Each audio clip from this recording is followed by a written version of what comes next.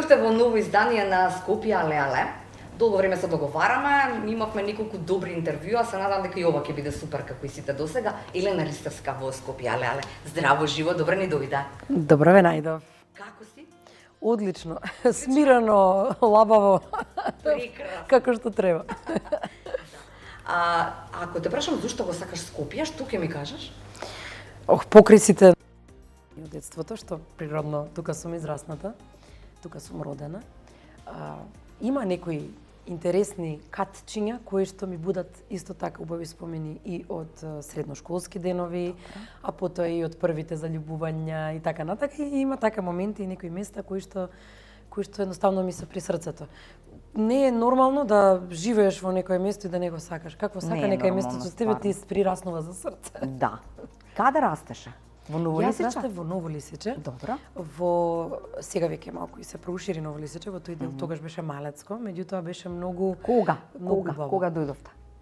Јас имав 3 години, 3,5 годинки и буквално од секогаш сум таму. Да, претходно бевме во Кисела вода. Можам да кажам дека не ги паметам тие тамошни години поминати во Кисела вода, меѓутоа само знам дека и тоа беше едно многу мирно мало и многу убаво. А само потоа сме оделе кај баба ми, бидејќи тие останаа таму да живеат, сме оделе таму и ми било исто така едно од најубавите места. И ден денеска го сакам. Ја сакам таа населба и тоа место. А Ново Лисиче, па сите спомени ми се таму. Таму се сите спомени од детство, од училишни денови, па потоа и од почетоците во мојата кариера. Значи како реагирале моите соседи, како реагирале моите соученици, прво во основно, потоа средно. Ајде, поред. Така што Ново Лисиче, што беше многу убаво кога расте во Ново Лисиче, е што беа нови згради, нова населба и буквално сите беа деца. Да. Чи секој еден стан имаше фамилија со дечиња, тука некаде слична возраст како мене. И да речеме или година-две помали или поголеми неколку години, меѓутоа ние толку многу сме се дружеле. Сите тие детски игри што денеска не ги знаат денешниве деца, ние сме ги играли. Што игравте? Ние викавме жмурка, криенка. Ајде на да речам по македонски, литература. По литературно. Сакам да кажам по стандардно македонски. Потоа игравме ластик. Потоа игравме џамија. Игравме јас како женско играв секогаш со машките ракомет фудбал. Не знам, многу ми беше интересно. И добра беше? Најинтересно беше што им правев секогаш јас фестивали. Јас бев поттикнувач на фестивалите и избор на мис. Јас бев организатор. Избор на мис правевте? Па, например, имало Евровизија и ние сме правеле Евровизија во мало. Имало избор на мис на свет. Имало наша представничка. Јас потоа сум го донела мисот во наше мало. Многу беше интересно. И што правевте? Како се организираше, например, избор на мис? Па така се на скалите пред влезот. Пред влез, добро. Тоа беше некој пиедестал горе. За мисицава. Неколку скали, значи збориме за 3-4 скали, не зборуваме за премногу. И тука, нели, да речам, водителите стојат и почнуваат како што се почнува, нели, добро вечер, добар ден, дами и господа и така натака. И потоа денеска ќе видите кандидатката со број 1 од Литванија и излегува некоја комшика. И нормално дека вака позира и ќе се симне по скалите. Има публиката аплаузи, така. Тоа е тоа. Исто за фестивали нормално подредната номерата подреден број тој или не знам. Сега ќе пее пошто Евровизија, нели? Сега ќе пее Србија. Ајде да аплауз за српската представничка и излегува некоја и пее нешто. Тоа било тоа. Боже, ама и гласање имаше тогаш. Секако. 12-ки, 10-12, да, обавезно. Да. Обавезно, ама најмногу ги памтам уште онака тие детските, како се викаше тоа едно нацртано како бројки, коцка? Така, коцка? Џамија? Што? Не, тоа беше друго, тоа беше кои се наредени како каменчиња. Добра. Ова е како, леле, толку не знам сега, не ми. Значи, на крајот беше петка, четворка, тројка, двојка, кет. Са не ми тикнува ни мене како се вика. Као нели со ногата идеш на една нога можеш како штрк. Ама не ми тикнува ни мене како се вика. Коцка ли се викаше? Можно е. Плочка, така. Тоа многу сме го играле, ќе нацртавме така и ајде кој ќе згазне таму. Многу беше интересно и забавно. А ластик реално игравте? и најубаво детство сме имале. Ние последна генерација може бев јас со такво детство. Ластик игравте? Како не? Обавезно тоа беше. Добра беше? Па едно од најбавите нешта, мислам дека скокач риба, чекај, ама сум заборавила ова се што збориме, леле, не ми да ме тераш. Не. Знаеш дека не икам тоа. Не за друго, штекли. Инаку многу, па не знам, Ластик обожававме ние женските, машките не играа поредко. Да? Да. Сега имаше машки женски игри, имаше заеднички игри, леле имаше една, како се викаше, имаше една Сакате ли војска? Да. Или војна. Војска. И војска и војна. Така нешто. Да. И потоа имаше едно многу интересно, ова беше можда и најинтересно, кога парови нешто се држевме, како се викаше тоа исто? Парови или машко-женско се спојувавме. Добра. Се биравме биравме секој пример си биравме партнер. Добра. И потоа нешто се фаќавме за рацете. И као проаѓаа сите околу парови под тие раце, вака се протнува. Не знам, многу беше интересно. Не знам како се викаше, многу беше смешно. Оваа игра можно е. Леле не ми текнува. Добро. Да ти текне името или мене да ми текне, ќе ти текне, ќе се насмееш сигурно. Да. Знаеш ли зашто беше најинтересна? Зашто повезно гледаш да го одбереш симпатијата. До тоа дојдовме. Тоа беше битното. Да, симпатија. Кој ти беше прв симпатија? Првиот симпатија ми беше Аце. Аца. Да, Аце. Тамо од твоја зграда, негде од мало. Па нормално. Од зградата која беше спротива, да. Јас бев многу мала сега, што сум знаела што е симпатија, тогаш сум викала. И како го избраваш Аца? Па не знам, беше едно мирно, така убаво дете. Секако дека сме бирале првично да ти биде интересен на фацка. Физикусот бил битен, од кај да знам зашто другачие би бирале на тие години. Меѓутоа симпатијата беше Аце и јас сакав тоа да биде тајно, се срамев, нели се нормално. Меѓутоа Аце беше повозрасен, да речам 3-4 годинки така. Добра, ама во таа ситуација многу. Тие многу години била некоја така поголема и ми било срам. Нормално тие беа поголемите, се дружеа на страна.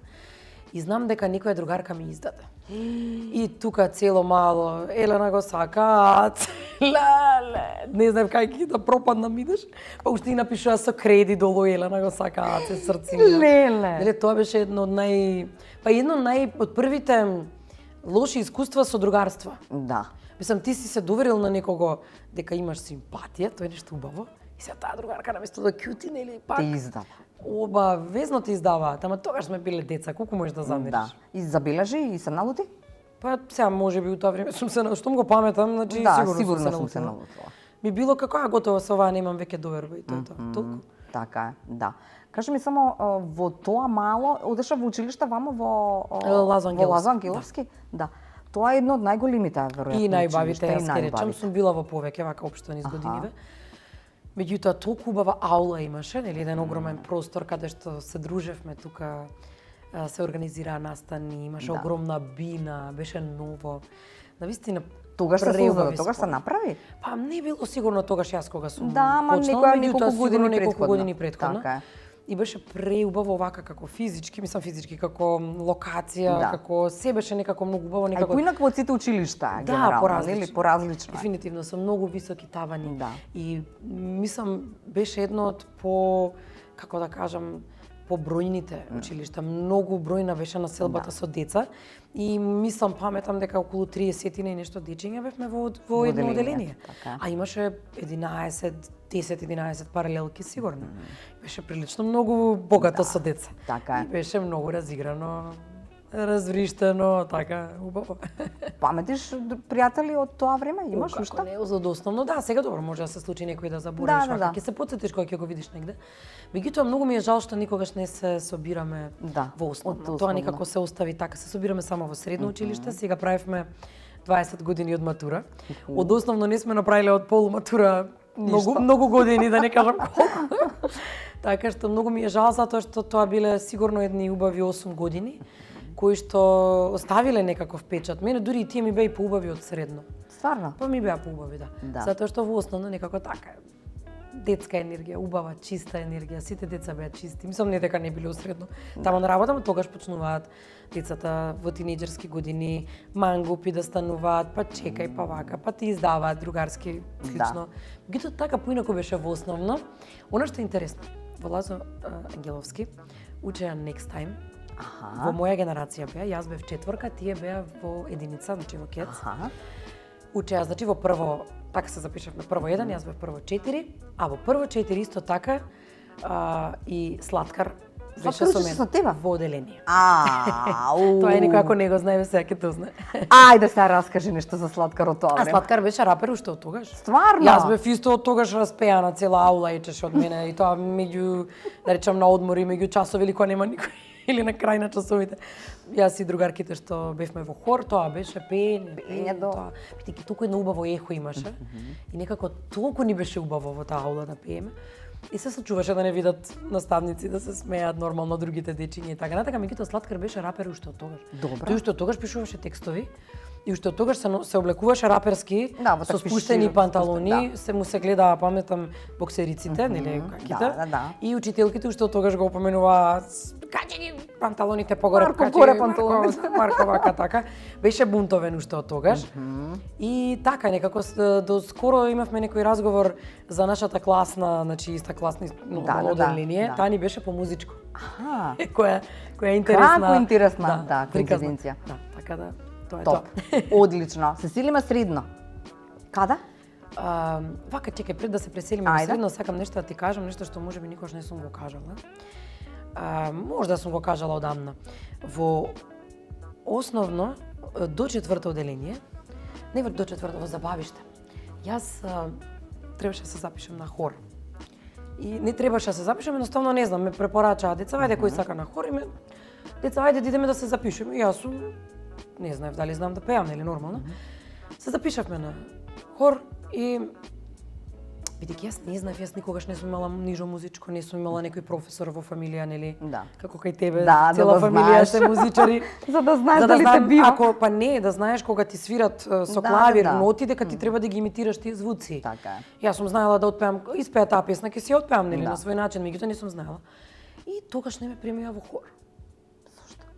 Па, затоа што веројатно не сум ги следела нотите, не сум знаела дете забавиште. Добро. Колку сум имала години во забавиште? Точно имале 6 или 5 толку. Можеби и 5 и пол. Па така нешто, да. И тоа беше но такво разочарување за мене. Леле. Јас до пето оделение мислев дека не знам да пеам. И толку си се помирив, реков, ништо, си пеев по дома. Мислев дека никогаш нема да биде ништо од мене. Во четврто оделение учествував на тие годишни приредби. Пеев некоја песна, паметам тогаш.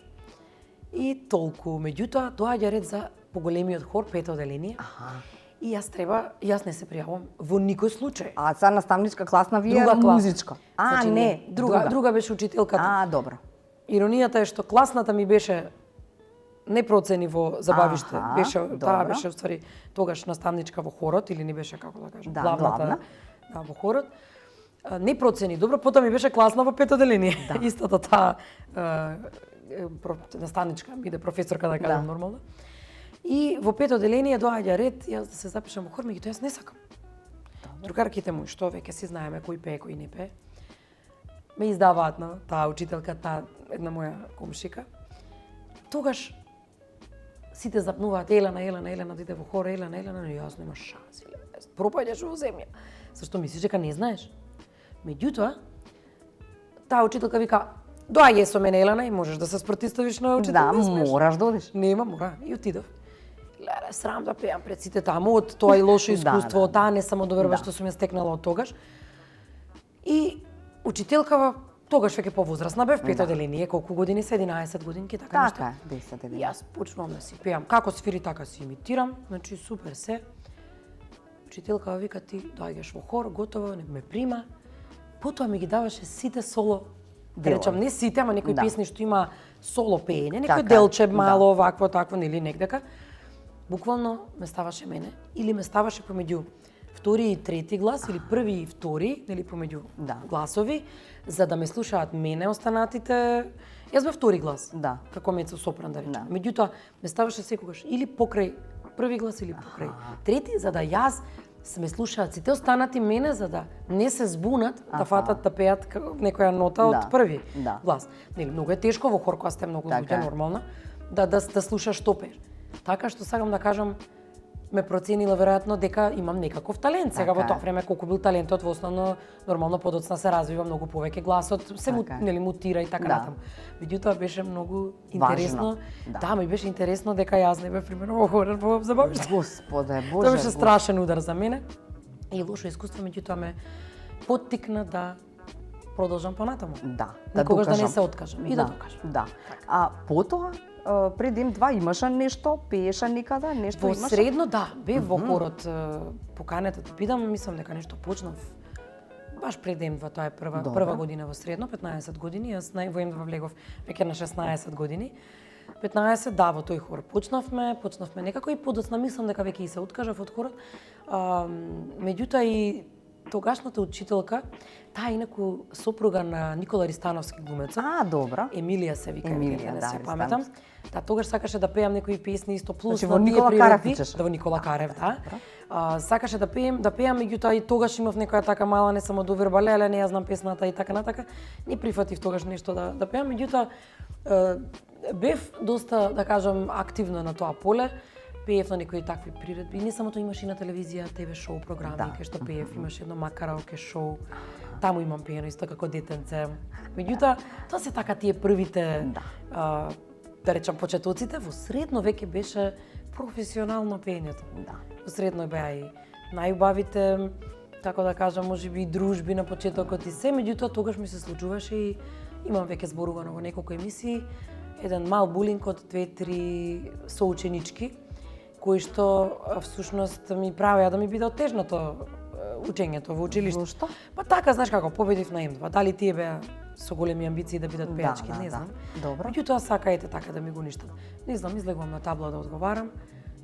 Ќе каже некој нешто против тебе? Ќе се насмеат сите. Некако беше неубаво. Знаеш, не можев да одговарам буквално како и сите останати во еден мирен, да речем, во еден мирен ден, училишен атмосфера. Па така да. Меѓутоа затоа реков повеќе го паметам и го сакам основното училиште, некако најбавите спомени ми се од тогаш и најбавите дружби. Меѓутоа секако не можам да кажам дека во средно немав убави спомени. Многу беше убаво. Искачање. Имаше време после М2 кога дојде и кога стана све што стана и кога нели те запознаа сите. Што се случи? Малата Елена стана некој кој што нели треба да биде недопирлив, а во исто време треба да одговори на тоа дека нели треба да си има една нормална младост, како да кажам. Како да функционираш како и сите други, да излегуваш, да учиш и така. Но нели секогаш мора да го имаш и тоа, како што ви кажуваа тогаш во М2, нели треба некако и да си недопирлива некаде. Па не можеш на училиште, не можеш на кога ќе излезеш во Добра. град исто. Јас не сум се ни трудела. Искрено, М2 не учеа на начин на однесување повеќе. Значи дека не смееме да дозволиме да дадеме лош пример кај помладите генерации, бидејќи нас не следеа тогаш децата, ние имавме по 16-17 години сите во М2. Сите кои што победивме и бевме дел од таа продукција. Така што вредностите главни ни ги пренесоа да бидеме стварно да сега, како да кажам, еден од моабитите што го паметам од Диво. Добро. А сите го паметиме тоа кога сме почнувале што бевме дел од М2. Кога ни викаше, значи не може да бидете недостижни за публиката или да бидете на еден вид пиедестал и да ве почитуваат и да ве сакаат, ако одите по улица и јадете бурек. И викаме, како па да не јадеме ич бурек? Не, нема да јадете по улица. Дома што сакате ќе правите, усмисла ќе си јадете што сакате. На улица никогаш нема да ве гледаат да правите нешто што е несоодветно, тоа Иван е учел така. И навистина многу ни помогнал. Дарко повеќе за музичкиот дел, за начинот, односот со... На изведба, снимање, така. Меѓутоа и на некој начин тој ни објаснуваше како односите со луѓето, како треба да бидат, дали со медиумите, значи дека треба да бидеме, како да кажам, секогаш насмејани, секогаш миролюбиви и така, значи убави вредности ни пренели. Никогаш ништо не сме виделе ние лошо од М2. Јас морам да признам. Имаше потреба, пошто речам, нели како дете или како девојчице, како да кажам, како тинеџерка, не успеа секогаш да ги вкусиш сите тие работи кои што секој сака како млад човек. Потоа имаше потреба да се излагаш или немаше време? Па потоа таа да речам потреба што ми се случи баш за излегување, да па ете задоцна па нели да отидеш до таму, до Охрид, до Грција, до било каде негде каде отидеш на викенд или слично. Потребата беше огромна, подоцна, уште повеќе се појача и некако почнавме да после веќе на факултет беше малку поинаку. Немав секојдневни обврски. Сам бев редовен студент, меѓутоа подоцна се префрлив и во вонреден. За тој факултет на италијански јазик и книжевност и некако порелаксирано беше. Сега можеш и некој испит ако не можеш сега да го полагаш, ќе го полагаш следната сесија. Не беше нешто толку многу страшно. А во средно е некако многу постриктно, не беше толку лефтерно. Подоцна веќе и некако се сменија работите. И имаше можност за тоа. И веќе созреав, ми измутира гласот, поинаку беше, не бев толку како да кажам, кревка во здравието, не ми се фаќаше толку во тој период гласот. И некако беше подруго. Направив една пауза, особено после 20 3-4 години, кога веќе сакав и да се посветам и на љубов, подоцна и на бракот, нели сакав да искусам нешто поразлично во животот, нешто што ми дојде и време за тоа. Да, кога сме кај бракот, мислам се знаеше ли цело Скопје, особено Новолисиче кога тргна по невестата и кога одеа. За жал. Јас не сакав драми околу тој приватен настан, меѓутоа. Ама сега мораш, што е мора? Нема никогаш не зависи од мене, особено од јас колку што не сакам драми, меѓутоа добро. Сега кога ги се присетам, тоа биле убави нешта. Така е. Значи побаво да се присетувам на убавото од целата приказна. На убавите работи во животот општо зборувам, отколку на лошите. Мислам и тоа е најбитно, кај мене остануваат убавите нешта. Те градат во една поинаква личност, значи сето тоа ми требало. Буквално во животот некако или ќе биде нешто навистина успешно или ќе биде некоја лекција. Да. Така треба да го прифаќам. Кога си отиде од Новолисиче? Каде си сега? Јас сега сум во аеродром. Со тоа што не сум многу далеко. Па значи булеварот Србија го помина само. Не, добро, малку подолу. Малку подолу, добро. Кај Тобако 2 таму во близина. Добро. Меѓутоа сепак е во истата општина. Добро. Па скоро ми доделија признание на некој начин за заслужена граѓанка или како се кажува тоа. Добро, така заслужен граѓанин, така. Да. Заслужен граѓанин на општина Аеродром. И ми беше навистина многу драга затоа што стварно сум од детството во таа општина и како што зборуваме. Да. И бев некако најсоодветна за тоа, затоа што се е драго кога ќе му се даде некаков акцент. И тоа го кажав баш дека кога го напишав тој пост за наградата, скоро беше пред нема ни месец дена. Кажав каде и да одам во животот, каде да ме однесе патот, секогаш најубавите спомени ќе ми останат во општина Аеродром. Така е, да. Јас сум си аеродромка. Само што стално се шалиме ние со Панчо од ДНК и со други луѓе кои што се од аеродром се викаме дромци, нели? Дромци, па да, така е. Многу често се шалиме, викам, не можам сега да ги земам тренерките да ги ставам врз маицата одозгора, знаеш како се шалиме. Ке оста мајската тоа е само мит, врска нема со реалноста. Сега виша сме најубави и знаеш, јас сум дромка па можам. Па врска и баш сме биле и дотирани и кој што треба. Што викаат, јас сум се дружила и сум излекувала во Бисер, на пример Трговскиот, во тоа време немавме многу. И сега знаеш дека Бисера пол нон-стоп, не знам дали си видела, дека е нон-стоп така убаво. Сега се врати на голема врата и ова Тобако 2, ако си тука во мое мало, јас сум во кај Тобако 2. Таму исто. Леле, таму е шеталиштето, целото тоа шеталиште сега. Ама прекрасно е. Преубаво, убаво е. Супер. Сега ние што сме си живееле таму е убаво, меѓутоа да ги прашаш малце од понатака тие. Да. Тие другите од Карпаш. Имаме не ги сакаат аеродромци. Нема врска, секогаш ќе има такви. Или не нас, населбата не ја сакаат, како не можам да се замислам да живеам таму. Да, во таква населба. Мене искрено, како да кажам, секдека се адаптирам, меѓутоа да е мирна населбата, да не е некоја така кунгула, да кажам, место, нека ми биде убавко. Така и да. А многу чудно нешто. Дел од Скопје, можеби не од центарски дел, околината на Скопје, има едно место каде што и го мразам и го сакам воедно. А тоа место се знае каде е, вечното почивалиште на татко ми. Татко ти предпоставувам дека е таму. Таму кога ќе отидам, и го мразам местото, зошто е таква состојбата, зошто е тој таму. А од друга страна, бидејќи немам ниту едно друго место каде што можам да бидам најблиску до него, или барем до неговите останки, или до неговата фотографија која е таму, знам дека е таму. Па велат дека дури духот останува таму, дека многу често викаат се спушта духот кога доаѓаат блиските, нели, таму на тоа вечно почивалиште, ми се случува дури некогаш и да се израдувам, кога веќе сум таму, да се израдувам, дури нешто во себе да му спомнам, во себе да си кажам. Тато бе да знаеш тоа и тоа се случи, а ти не си тука. И тука ќе ми дојде тешко, нормално. Меѓутоа знам дека е со нас. И мојот татко, и твојот, и мајка ти не оставаат. Низ годиниве не оставиле, што е многу важно. Ниту мене, ниту сестра ми. Многу често некои знаци ми се поврзани со тоа дека е тука татко ми. Многу често знае нешто да сретнам некој човек што тој го познавал, а да треба да ми биде соработник, па да ја стекнам довербата. Некако како многу знаци да ни праќаат од таму. И затоа ќе си ги спомнуваме. Живеат, велат, додека сме со спомените, додека ги споменуваме. Така е, да. И сега отиде времето, ама морам да прашам Скопје, але. Како навивам за Скопје. За какво Скопје навиваш со една реченица? За многу подобро од сега. Какво? Многу по-зелено. Добро.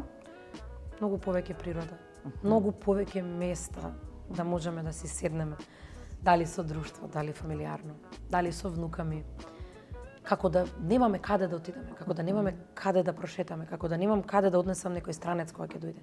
Има, ама нема.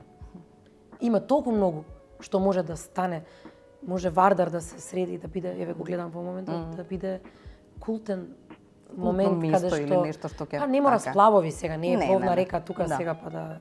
Меѓутоа може да се направи. Барем да е чист. Поубаво. Па барем да е чист. Од аспект на екологија, Скопје е можеби на нула. Ако треба да оценам од 1 до 10 нула. Ќе кажам дека и ние сме криви. И јас сум можеби крива. Сега ја лично не фрлам каде стигнам ѓубре, меѓутоа зошто да не поттикнеме некоја иницијатива и да почнеме да го правиме тоа, затоа што индивидуално ако почнеме да го правиме нештото, да почнеме да го решаваме проблемот, мислам дека и глобално ќе се реши, дека сите ќе не послушаат. Многу често ми доаѓале иницијативи како да го направиме барем почисто Скопје.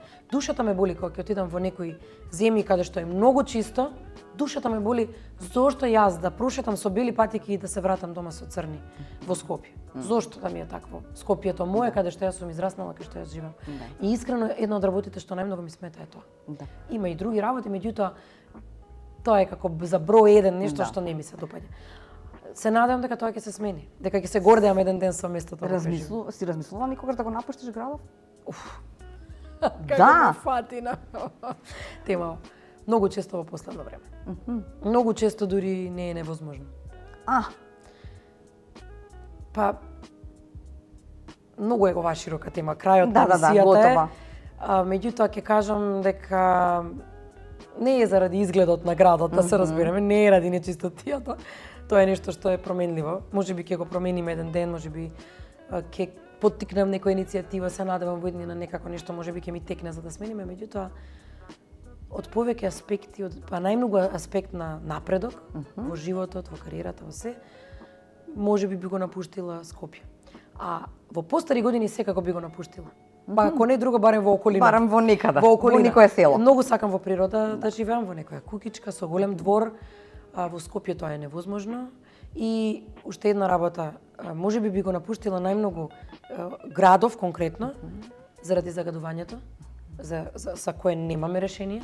А мене многу ми смета за таа сувост која има воздухот и тие загадливи, тие честички кои постојат во воздухот, кои што се екстремно многу штетни. Мене ме штетат многу на моето грло. Значи јас тоа сум го приметила, отидам некаде каде што климата е повлажна, каде што е многу почисто, каде што е море. Јас немам потреба да се распевам пред концерти.